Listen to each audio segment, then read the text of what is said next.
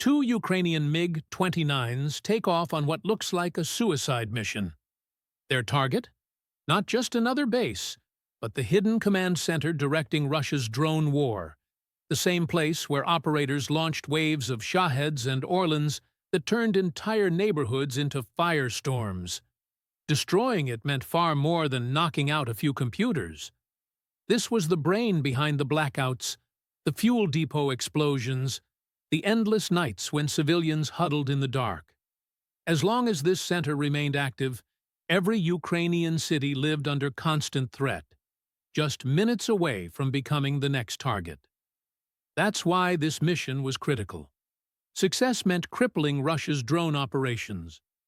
Failure meant certain death for the pilots, and more devastation raining down on Ukrainian towns. The problem? That command post wasn't sitting out in the open, waiting to be destroyed. It was buried deep inside one of the most dangerous kill zones in the world. Layer after layer of Russian air defenses guarded the skies. At long range, the S-400 system waited like a sniper, able to hit aircraft hundreds of kilometers away. Beneath it, the Buk missiles patrolled the middle ranges, and closer to the ground, the deadly Tor launchers hunted anything daring to fly low. But it didn't stop there. Su-30 fighters prowled the airspace, ready to swoop in at the first radar ping. Each system overlapped with the next, creating a corridor where no aircraft was ever supposed to survive. For two aging MiG-29s, entering this labyrinth was practically the definition of suicide. So how could they even stand a chance? These weren't ordinary MiG-29s. On the outside, they looked like relics of the Cold War. But hidden beneath their wings was a weapon Russia never expected: the French-made Hammer bomb. Unlike a regular dumb bomb that falls straight down, the Hammer is a precision strike system. Think of it as a conventional bomb that's been upgraded with wings, guidance, and even a rocket booster. That transformation gives it the ability to glide more than 60 kilometers, hitting its target with surgical accuracy, all while keeping the jet safely out of the deadliest defensive zones. For the pilots, this weapon was more than just an upgrade. It was their only real chance. The Hammer could pierce concrete bunkers, demolish server rooms, and cripple command posts without forcing the MiGs to fly directly overhead. In short, it turned an impossible mission into a risky, but just barely possible one. To survive long enough to even fire those Hammer bombs, the MiG pilots had to rely on a brutal tactic: flying dangerously low. It's called terrain masking, using the land itself as a shield against radar.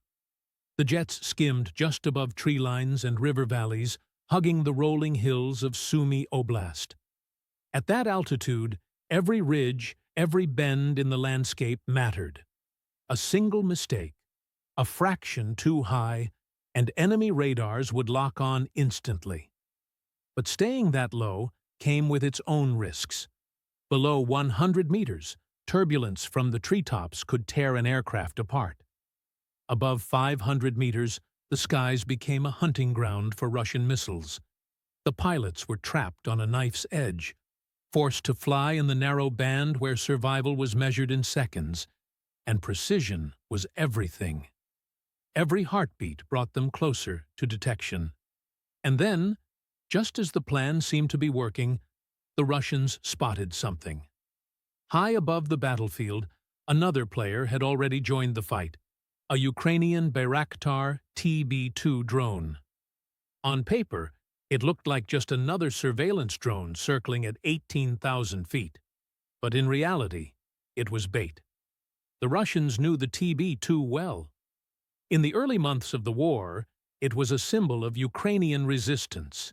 But as defenses tightened, dozens were shot down. By now, launching a TB2 almost guaranteed losing it.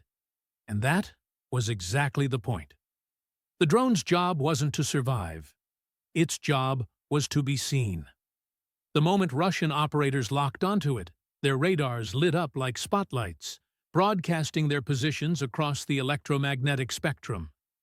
Each time a Russian battery tried to shoot down the TB2, Ukrainian antennas intercepted the signals, mapping out safer routes for the MiGs below. The TB2 was nothing more than a sacrificial pawn. But with every move it forced, the chessboard tilted in Ukraine's favor.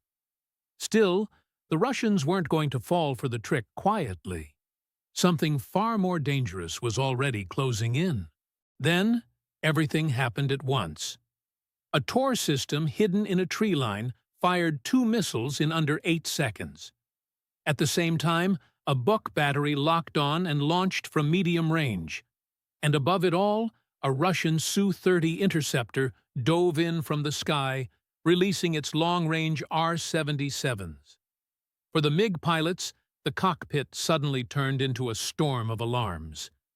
Threat symbols flashed red, missiles streaked across their displays, and survival came down to split-second reactions. They pulled violent high G-turns, spitting out flares and chaff.